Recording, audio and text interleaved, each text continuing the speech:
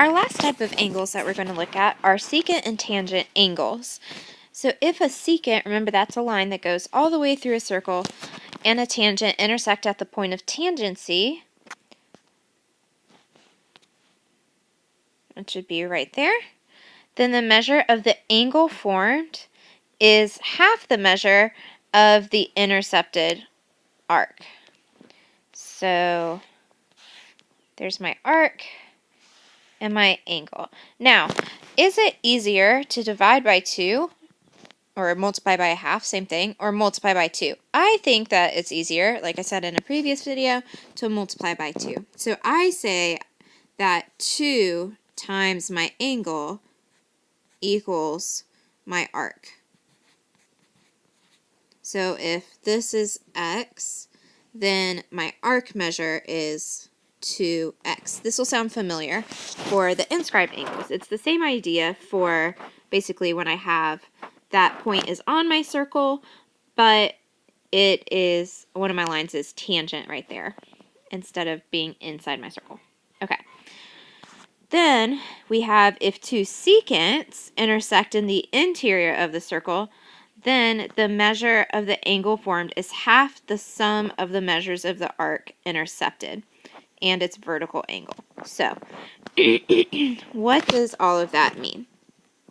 First, we're talking about when angles are intersecting in the interior of a circle, and the angle, so if we call this x, then by vertical angles, this is also going to be x. Those things are the same. And what my theorem is stating is that if I add this arc on the left that it intercepts, so the red arc, plus the green arc, that is going to equal 2 times my angle.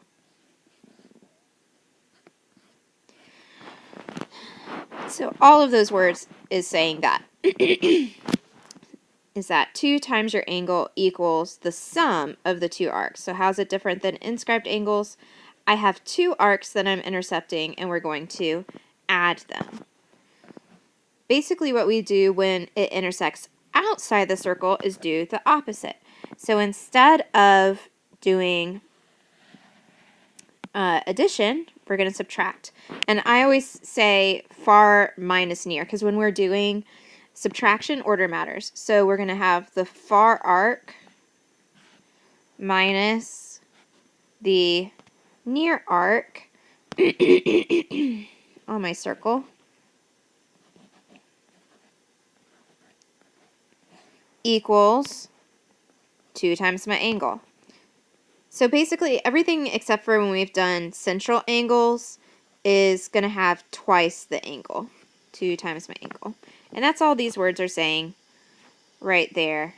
Once again, I like to multiply my equation by 2 on both sides to get twice the angle on the outside equals far arc minus near arc. So how does this pan out in some problems? Let's look at that first situation, Theorem 1. The secant and tangent intersect at a point of tangency. Then the measure of the angle formed is half the measure of the intercepted arc, or twice the angle on circle equals the arc.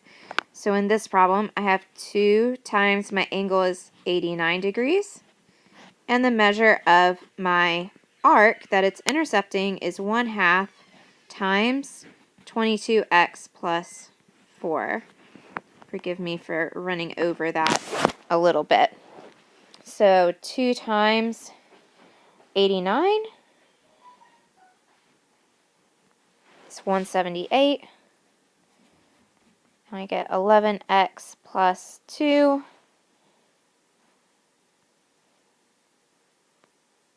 And I get that x equals 16. Reread the question. It said to find x, so I'm good. So once again, when you have this tangent, it's going to be the same type of thing we did with inscribed angles. What we're really adding is over here when we're intersecting either inside the circle or outside the circle. So I am going to get rid of that. once again, I prefer to think of it in terms of multiplying by 2. So 2 times the angle inside equals the sum of my two arcs. So 2 times my angle here is x equals one arc, let's say 85, plus my other arc, which is 35. So 2x equals 85 plus 35, which is 120. So x equals 60.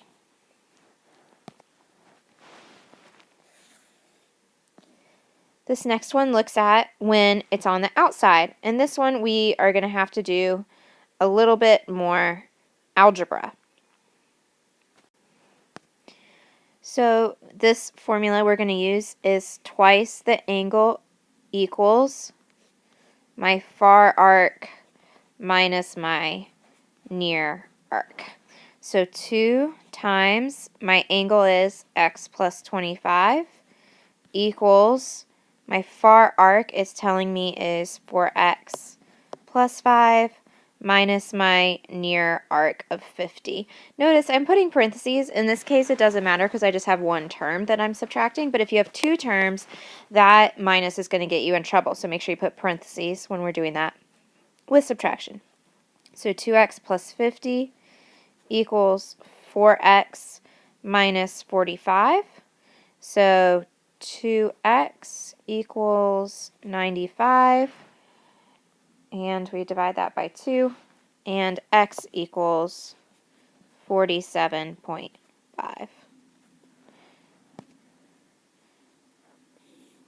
So this last one gives us a bunch of stuff, and we're just going to have to use some different properties to find things. So in figure NEWL, it's inscribed in a circle K. TR is tangent to the circle K at E. And now we get some values. NLW is 78 degrees.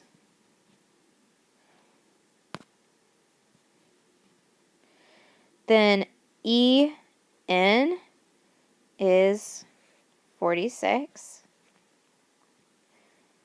And we know that LN equals WE. So those chords are congruent to each other. All right, so let's see what we want to find. WEN. All right, so what I notice here is that what I want is opposite one of my other angles. So back from inscribed angles, opposite inscribed angles are supplementary. So I know I can do 78 plus, I'll call it x, equals, or we'll use e because that's a vertex at e.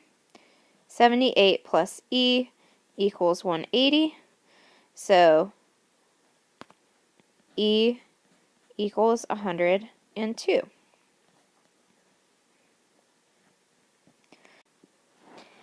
Now we're going to find angle TEN. So that is where I have an angle formed by a tangent and a secant. So 2 times my angle equals my inscribed arc, which is 46 degrees. So that angle is going to be 23 degrees.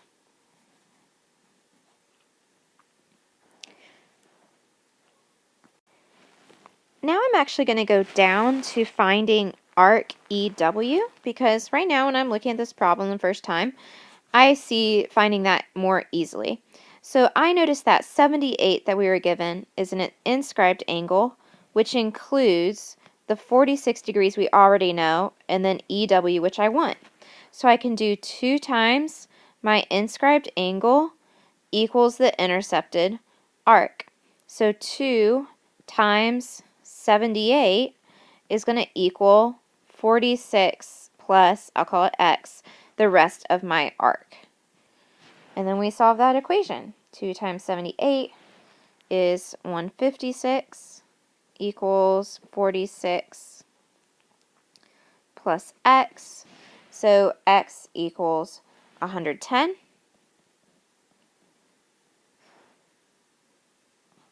So the measure of EW is 110 degrees. Now, if I know that arc EW, the arc itself is 110 degrees, I can find my angle WER by doing 2 times my angle equals the intercepted arc. So 2 times my angle equals 110. So my angle is going to be 55 degrees.